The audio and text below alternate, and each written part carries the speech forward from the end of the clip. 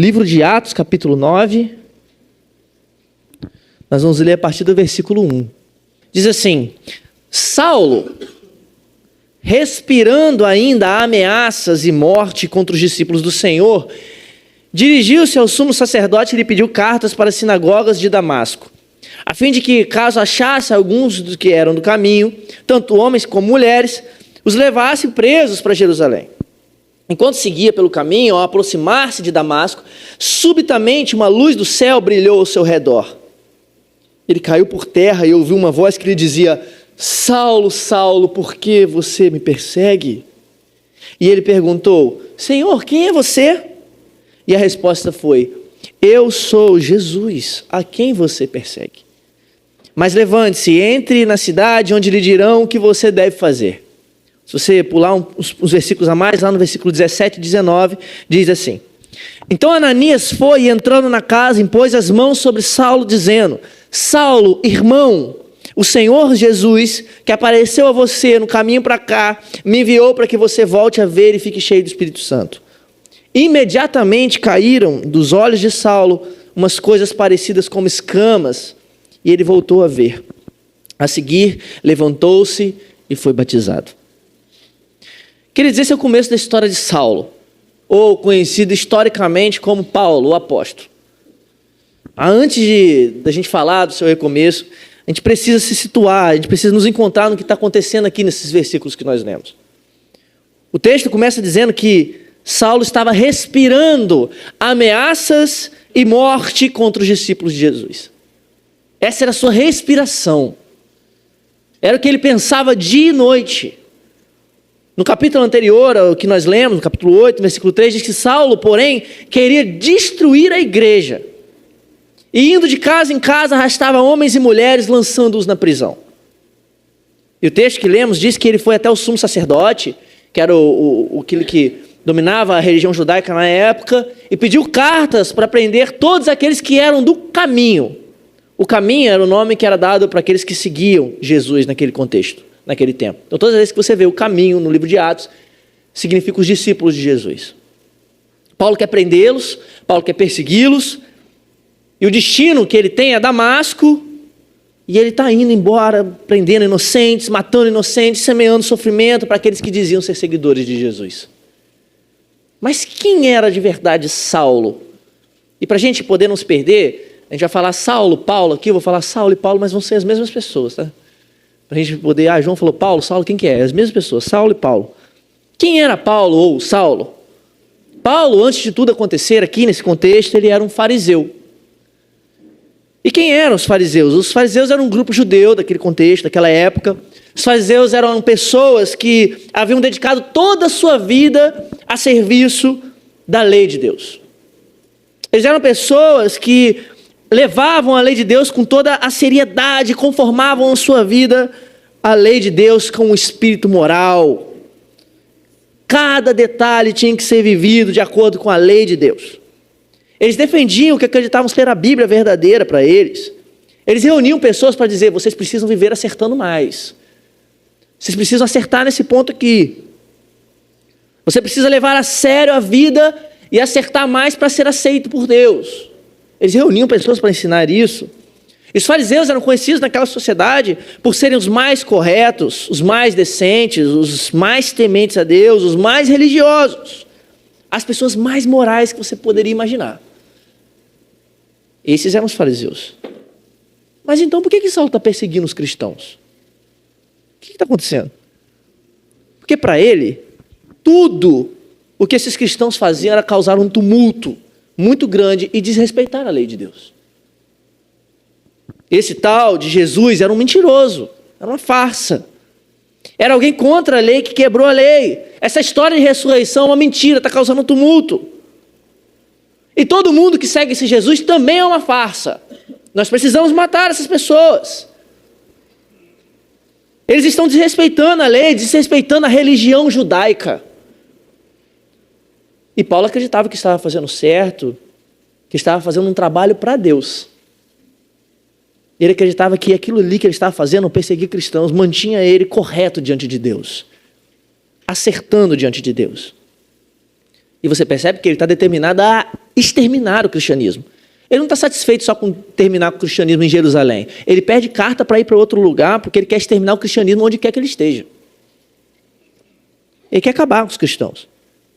E quando a gente olha para ele, então a gente vê alguém indomável, perseguidor, destruidor, furioso. Mas como a gente tem aprendido domingo após domingo aqui, desde quando a gente começou e plantou essa igreja, existem coisas por trás do que as pessoas fazem. As pessoas não fazem as coisas simplesmente por fazer. Sempre existe algo por trás que faz as pessoas fazerem o que elas fazem. O que movia Paulo? No fundo do seu coração estavam as amarras de uma religiosidade avassaladora, sabe? E o que fazia com que suas mãos sempre tivessem pedras, prontas para serem lançadas com ódio e raiva. O seu senso de justiça era alto demais. Seu desejo pela aprovação religiosa gritava no seu coração dia após dia, e o seu zelo era completamente equivocado. O ódio de Saulo ao cristianismo revelou a condição do coração daquele homem. Ele estava morto em seus delitos e em seus pecados.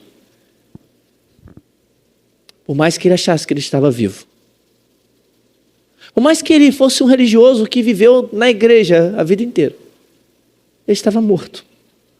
Ele era um rebelde contra o próprio Deus, o Deus cujo nome ele pensava estar justificando ao perseguir aqueles possíveis blasfemadores, os cristãos.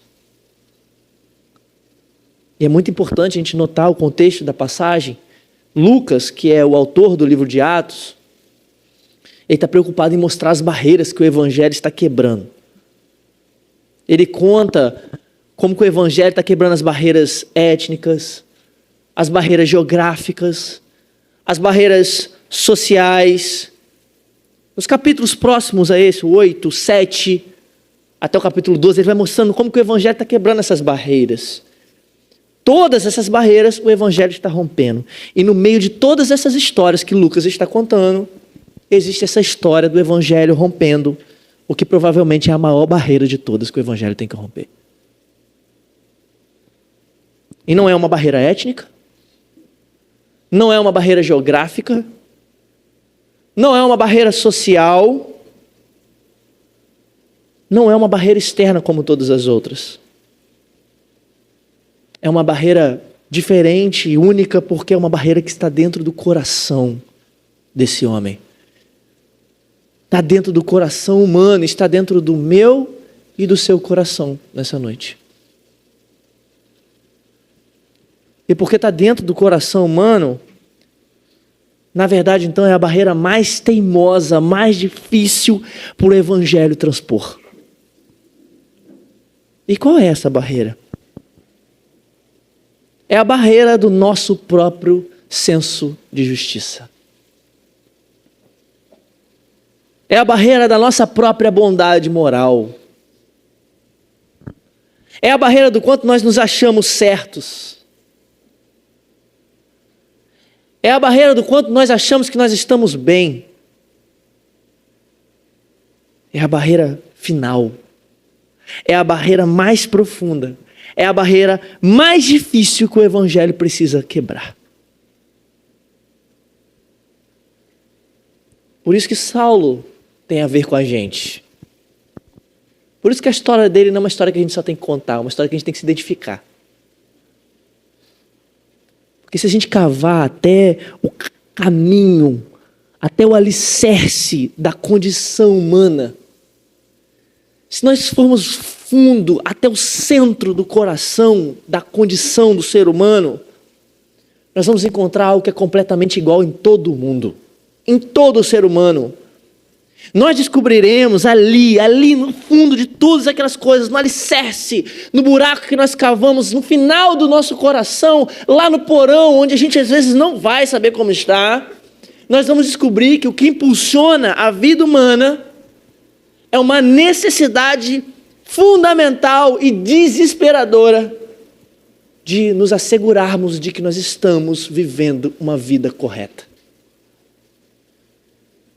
De que nós estamos fazendo o certo. De que nós estamos vivendo uma vida admirável, uma vida valiosa, uma vida boa, validada, reconhecida. É isso que move os seres humanos. É o que grandes pensadores, filósofos chamavam de autoimagem heróica. Algo que para todos nós, independentemente se nós acreditamos em Deus, se viemos de origens tradicionais, ou se somos modernos ou pós-modernos, se nós somos conservadores, ou se nós somos progressistas, se nós somos de esquerda, se nós somos de direita, algo que todos nós vamos passar, e algo que nos move é que nós precisamos nos assegurar disso, uma autoimagem justificada, heróica. Nós necessitamos saber que nós estamos certos, que nós não estamos errados. E nós temos essa necessidade de saber que estamos fazendo bem, a justiça. E eu quero que você perceba que a raiz do mal que é causado pelo homem, o sofrimento, a violência, a dor que um homem causa no outro, não é como alguns psicólogos dizem, que surge de uma natureza animal do homem. Não é não.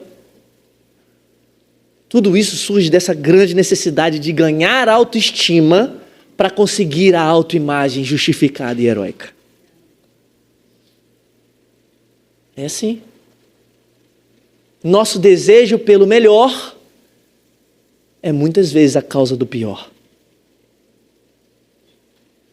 Você acha que é o que movia os nazistas?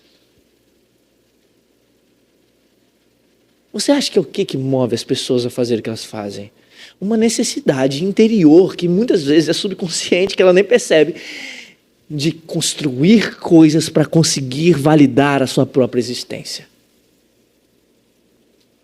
É isso. Nós convivemos constantemente, diariamente, com esse desejo interior de dominar, de autoridade, de ter as coisas. As coisas devem caminhar do nosso jeito, ou então nós sairemos ao ataque à procura de redenção. E entenda a redenção, que é qualquer tipo de redenção, de validarmos para as pessoas que nós estamos certos. Nós podemos achar que nós somos as melhores pessoas do mundo, mas há uma fúria guardada dentro de nós, só esperando para que os portões da arena se abram, então os gladiadores vão entrar.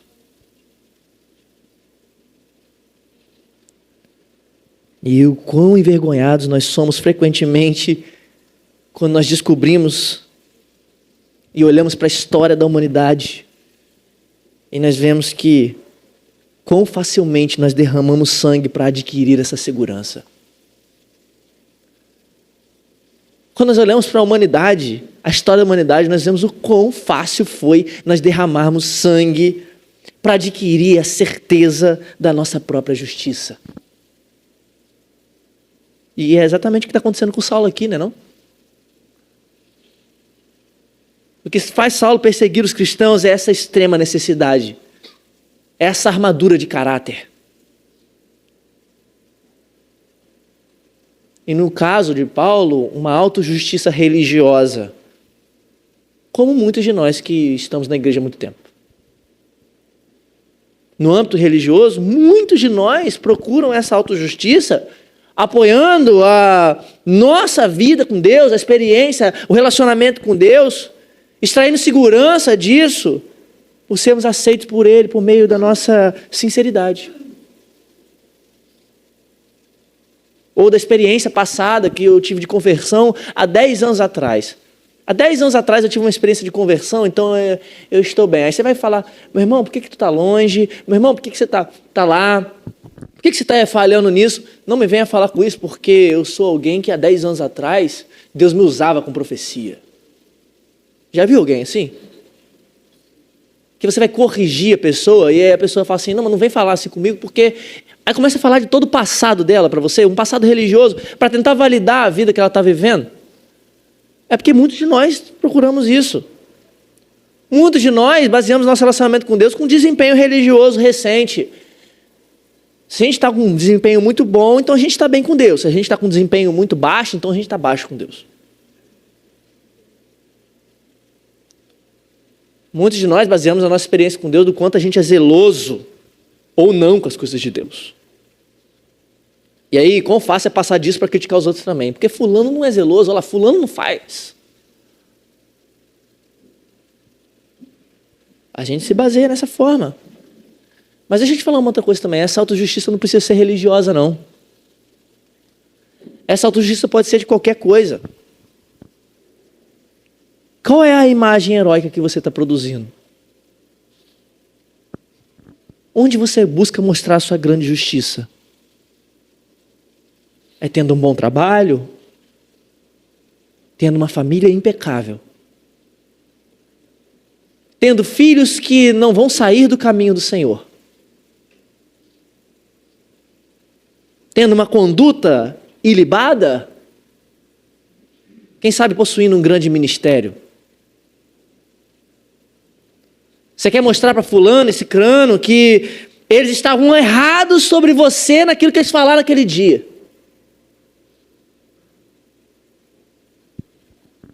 Você quer provar para os seus pais que você não precisa daquilo que eles falaram que você precisa. Você quer provar para o seu chefe que você vai conseguir chegar lá, independentemente das humilhações que você está passando.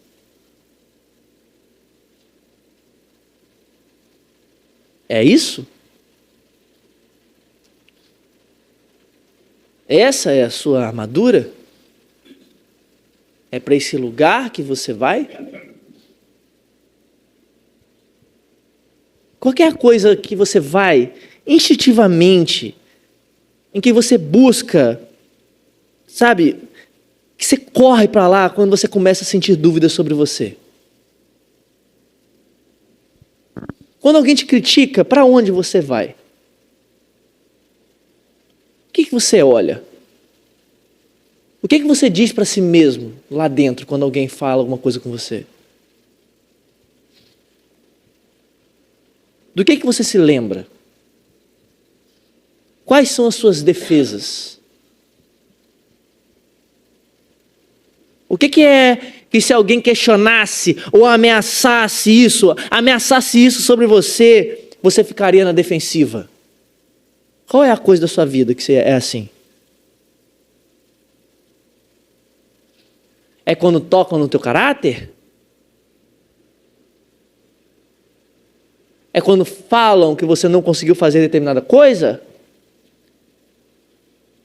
E então você começa a virar um grande gladiador nas suas defesas?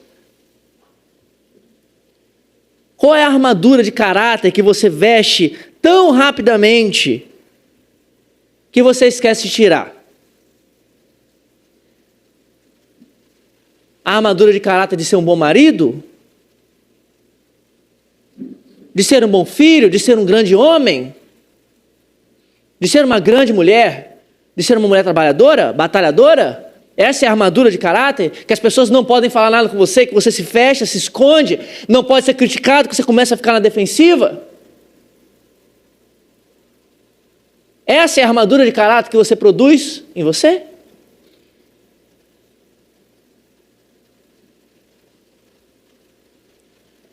Que triste, porque é exatamente aqui e aí que acontecem essas feridas.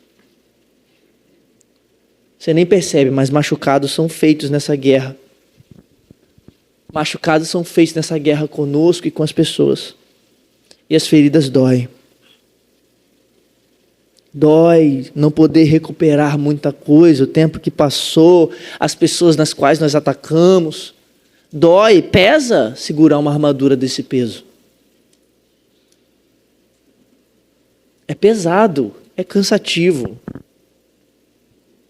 E aí quando nós estivermos já com as costas encurvadas, os braços cansados, apoiados em uma bengala, nós sentiremos a ferida pontiaguda no coração por tantas tentativas de preservar uma imagem que já está quebrada por causa do pecado.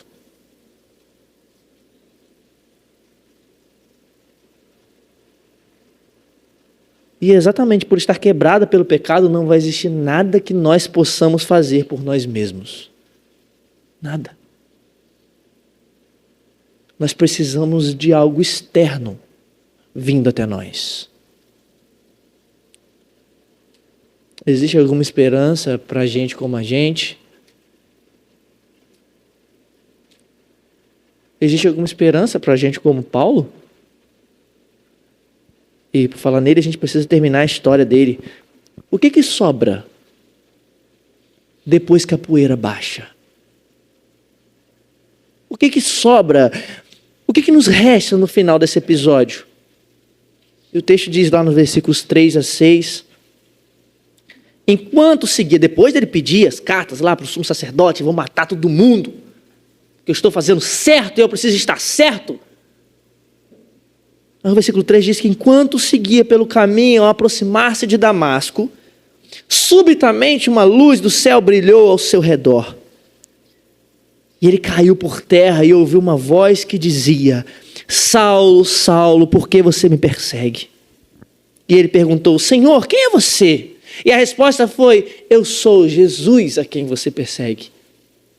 Mas levante-se e entre na cidade onde lhe dirão o que você deve fazer. Saulo, o fariseu que deu a sua vida para servir o Deus da Bíblia. Ele está deixando Jerusalém na missão da sua vida, para servir ao Deus que ele acreditava com um zelo absoluto, uma paixão final e um compromisso. E ao longo desse caminho, nessa missão da sua vida, uma luz dominadora recai sobre ele, deixando ele subitamente cego, e então ele cai do cavalo. E então ele ouve uma voz que conhece o seu nome: Saulo, Saulo.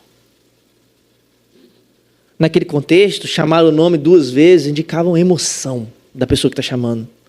Intensidade. Lembra de Samuel?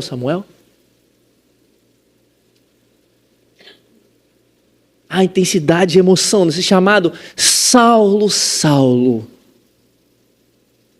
E eu quero que você pense que por um momento, aquele homem ali caído pode reconhecer que quem está chamando ele é Deus. O Deus que ele acreditou, o Deus que ele aprendeu por toda a sua vida, desde criança sentado sobre os grandes mestres da lei judaica. Então o que ele imaginava ouvir desse Deus se um dia ele encontrasse com esse Deus? Saulo, Saulo, servo bom, servo fiel, servo que sempre está me obedecendo. É algo que ele imaginaria ouvir quando ele encontrasse com Deus. Mas não. Ele ouve: Saulo, Saulo, por que me persegues? Por que você está me perseguindo? E então ele pergunta: por que não pode ser Deus? Quem é você? E ele ouve a resposta que provavelmente nunca esperaria ouvir em milhares de anos: eu sou Jesus, a quem você está perseguindo. E o que Saulo descobre, em primeiro lugar, é algo que todos nós precisamos passar por essa experiência. É o horror de ser mapeado interiormente e a sua barreira ser ultrapassada e a sua armadura cair ao chão. E então ele vê as suas melhores ações tornando-se cinzas nas suas mãos, indo embora, como a água que escorre pelas mãos. Toda a bondade que ele sente que ele tinha, como se tivesse armazenado na sua vida, toda a vida moral que ele aprendeu a ter, toda a vida religiosa, naquele instante completamente desvanecida. Como uma poeira. Seus melhores momentos religiosos são sua pior rebelião. O que Saulo descobre, em primeiro lugar, é o horror do seu pecado e os trapos de imundícia da sua religiosidade. Mas a segunda descoberta que ele faz, e que todos nós também precisamos passar pela mesma experiência, naquele exato momento, foi que aquele Jesus que aqueles cristãos que ele estava perseguindo, dizia ser, era de fato real. Era verdadeiro. Aquele homem que dizia ser o Messias de Israel era real. Aquele homem que Saulo imaginava ser um mentiroso era realmente o Senhor. Então o que Saulo descobre também junto naquele mesmo dia é o poder profundo do amor de Deus em Jesus. E é como se Jesus estivesse dizendo para Paulo, naquele exato momento: Saulo, não tem por que você me resistir. A tradição diz, não está na Bíblia, algumas Bíblias tinham antigamente isso, mas não é um texto canônico, mas a tradição conta que Paulo ouviu naquele mesmo momento: Saulo, Saulo, por que me persegues? Dura coisa para ti recalcitrar contra os aguilhões. Aguilhões de um touro brigando, e o touro está recalcitrando, está lutando contra aqueles aguilhões, sabe? A gente pode pegar um pouco dessa imagem, como se Jesus estivesse dizendo: Saulo, não tem por que você me resistir. Eu sou o seu conquistador, Saulo, e eu quero te transformar. Eu vou domar quem você é. Eu vou mudar o seu nome. E a partir de agora você vai sofrer por mim. No seu coração, Saulo, o ódio vai ser destruído. E o seu coração vai começar a transbordar de amor. Você não vai precisar mais basear a sua vida no que dizem sobre você, muito menos no que você pensa sobre você, Saulo. Você não vai precisar mais buscar a sua justiça naquilo que você faz, Saulo, mas naquilo que eu fiz. Você vai carregar no seu corpo as minhas marcas. E você vai contar para o mundo inteiro que eu sou o seu conquistador. E o poder do meu amor vai te alcançar e vai transbordar em você. E nunca mais você vai ser o mesmo, Saulo. Porque agora você é meu. Então, o mundo desse homem virou de cabeça para baixo. E do avesso. Terror, ruína, vergonha, admiração, horror, glória, tudo ao mesmo tempo. Nessa queda de cavalo, foi como uma erupção vulcânica, terremoto e maremoto dentro de uma pessoa só. Em algum momento mais tarde na sua vida, ele vai escrever lá na segunda carta aos Coríntios, capítulo 4, sobre ver a glória de Deus na face de Jesus Cristo. E é isso que ele viu naquele dia. Mas esse ver foi muito além de uma mera qualificação para ele ser alguma coisa na vida. Nós não devemos ver a Jesus porque nós temos um ministério, porque nós pregamos, porque nós estamos na igreja, queridos. Ver a Cristo tem um fim em si mesmo. Mesmo que nós nunca preguemos, sejamos apóstolos, o que for. Esse ver foi muito além disso. Muito além de uma experiência ultrapassada. Esse ver Jesus, nesse dia que ele caiu do cavalo, confirmou tudo que ele havia aprendido durante a sua vida. Mas isso também derrubou tudo que ele havia aprendido. Esse momento despedaçou os sonhos mais ousados de Saulo. A lei e os profetas que ele tanto se apoiava se cumpriram. Mas ao mesmo tempo a lei e os profetas foram despedaçados e reunidos de uma maneira totalmente nova naquela pessoa que estava falando com ele. As escrituras se cumpriram. Mas Paulo descobriu que tudo que ele estava interpretando sobre as Escrituras também estava errado. E era um mundo novo para aquele homem, mas também era um mundo velho ganhando luz. E aquele momento mostrou a Paulo que o Deus que sempre prometeu vir e resgatar o seu povo, fez isso pessoalmente, inclusive com ele, Jesus Cristo. Céus e terra se reúnem nessa pessoa que é Jesus. E agora esse Jesus ordenava a Saulo a reconhecer o fato de que ele era real e então reorientar a própria vida de acordo com a verdade de Jesus.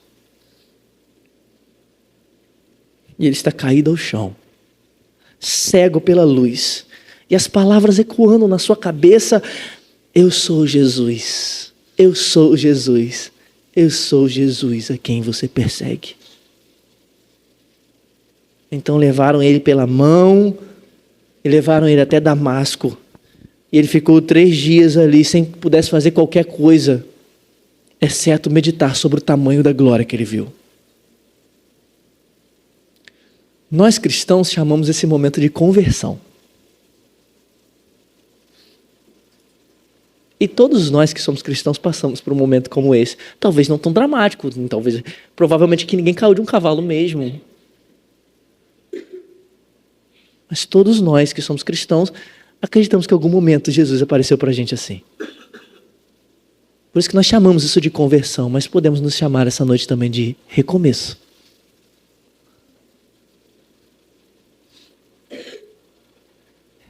Recomeço. E sabe o que é uma conversão, recomeço? É aquele momento onde a armadura que nós estamos falando aqui, o senso de autojustiça, cai por terra e o heroísmo cósmico do homem é completamente destruído e não sobra mais nada. Não sobra mais nada. Mas ao mesmo tempo o homem é completamente assegurado pelo amor de Deus e a justiça de Cristo, mesmo que ele veja que ele é só o pó. Isso é exatamente o tipo de coisa que Saulo, está descobrindo ao ouvir essas palavras. Saulo, Saulo, por que você me persegue? Eu sou Jesus. E é exatamente isso que você pode descobrir nessa noite também. Porque Ele sabe o teu nome também. E Ele está te chamando também. E Ele conhece você também. Além das armaduras que você construiu. João. Mateus. Alisson. Ele está chamando você nessa noite. O mesmo Jesus que chamou Paulo. Em nosso terror, na nossa escuridão, existe um conquistador dos céus que pode quebrar nossa armadura. Mas para isso, um dia, Jesus teve que se colocar debaixo dos seus algozes. Ele tinha poder para acalmar o mar e ele tinha um destino daquelas vidas, daquelas pessoas que o crucificaram na sua mão. Mas ele não disse uma palavra. Ele estava tomando sobre si toda a nossa fúria, a nossa selvageria, nossa autojustiça, nossas armaduras construídas e os nossos palácios de areia. E ele fez isso como um cordeiro manso e humilde. E na cruz espancaram ele e uma ponta de ferro entrou no seu lado.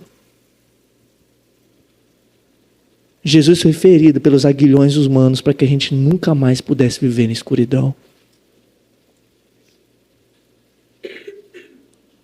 Veja, esse homem, Paulo, nós poderíamos ter uma série de mensagens só sobre a vida de Paulo. O que aconteceu, sabe, com ele depois que o evangelho o alcançou. Como diz o trovador, mudou. Ele agora é perseguido e sabe o que é a dor. Mudou. Vive, morre, prega e chora pelo seu Senhor. Mudou. Traz no corpo as marcas que por Cristo conquistou. Mudou. Anda constrangido pelo amor. Esse mesmo homem mudou. Imagina as pessoas olhando Paulo, mudou. Quando foi torturado, ele cantou um hino de louvor. Mudou. Porque muda mesmo todo aquele a quem o amor de Jesus mudou, queridos. Agora esse homem é capaz de chamar a si mesmo de escravo de Cristo. Paulo, escravo de Cristo. Isso é muito profundo. Eu poderia escolher muitos trechos que mostram o poder do evangelho em Paulo, mas eu escolhi esse que para mim é profundo demais. Quando ele diz sobre si mesmo, lá em Filipenses, no capítulo 3, do versículo 4 ao versículo 14, e eu quero que você ouça essas palavras e veja a coragem desse homem que teve um encontro com Jesus. É verdade que eu também, Paulo falando dele, é verdade que eu também poderia confiar na carne. Se alguém pensa que pode confiar na carne, eu ainda mais. Fui circuncidado no 8º dia, sou da linhagem de Israel, da tribo de Benjamim, hebreu de hebreus. Quanto à lei, eu era um fariseu. Quanto ao zelo, perseguidor da igreja. Quanto à justiça que é na lei, irrepreensível. Mas o que para mim era lucro, isto eu considerei por perda por causa de Cristo. Na verdade, eu considero tudo como perda. Tudo que eu era e tudo que eu posso conquistar agora com Cristo. Eu considero tudo como perda por causa da sublimidade do conhecimento de Cristo Jesus, meu Senhor. E por causa dele perdi todas as coisas e as considero como lixo para ganhar a Cristo e ser achado nele. Não tendo a justiça própria que procede da lei, mas aquela que é mediante a fé em Cristo, a justiça que procede de Deus, baseada na fé. O que você quer? O que você quer? Porque eu vou te falar o que ele quer. Ele fala, o que eu quero é conhecer Cristo e o poder da sua ressurreição, tomar parte dos seus sofrimentos e me tornar como ele na sua morte, para de algum modo alcançar a ressurreição dentre os mortos. Não que eu já tenha recebido isso, eu já tenha obtido a perfeição, mas prossigo para conquistar aquilo para o que também fui conquistado por Cristo Jesus. Irmãos, quanto a mim, qual é a sua crise? É o seu passado? Porque para Paulo, irmãos, quanto a mim, não julgo ao vê-lo alcançado, mas uma coisa eu faço, esquecendo-me das coisas que ficam para trás e avançando para as que estão diante de mim, prossigo para o alvo, para o prêmio da soberana vocação em Cristo Jesus. Que coragem! Este é um homem que caiu do cavalo de verdade. Este é um homem que perdeu as suas defesas. Este é um homem que deixou tudo para trás, que não tem medo de nada, que é completamente livre, que não tem medo de perder nada, porque ganhou Cristo para sempre. Sabe o nome disso, queridos? Graça. A graça alcançou esse homem. E ela pode te alcançar também, porque ela está disponível nessa noite. É de graça que você precisa. Não é de acertar mais. Não é de melhorar a sua armadura. É de graça que você precisa. Lembra qual é a sua imagem auto-heróica que você produz? O que você procura manter? Quando você lida com a necessidade de se sentir certo, o que você faz com essas coisas? Quando você fere outras pessoas só para você no final estar certo? Quando você procura sua segurança na relação com Deus, com coisas que você faz? no seu desempenho religioso. Você precisa da graça, querido. Você precisa da graça de Deus e somente a graça que pode fazer você recomeçar de verdade. Não são os anos que você vai ficar aqui. Não é a quantidade de dinheiro que você coloca aqui. Não são os dons e talentos que você pode usar aqui. É a graça que você precisa. Porque foi a graça que alcançou um perseguidor como Paulo e transformou ele no apóstolo que ele foi. E é a graça que fez com que ele pudesse recomeçar, e você também. Independentemente do seu passado, independentemente das suas falhas, largue as suas defesas nessa noite e deixe a graça de Deus acabar com a sua vida. Porque é isso que ela faz, a graça faz isso, ela acaba, ela destrói tudo que resta em nós, não fica mais nada depois de tantas vezes, depois de tantas coisas, só vai ficar o pó e a graça.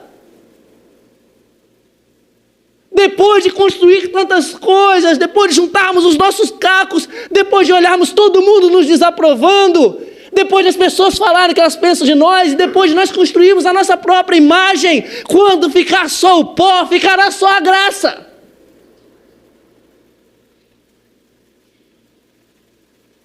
Porque a graça acaba com a gente. E no fim não fica nada, só a graça.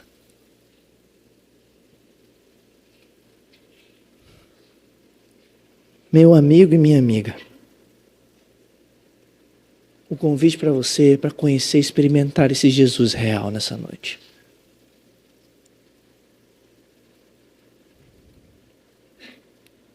E você vê a futilidade das suas próprias obras indo embora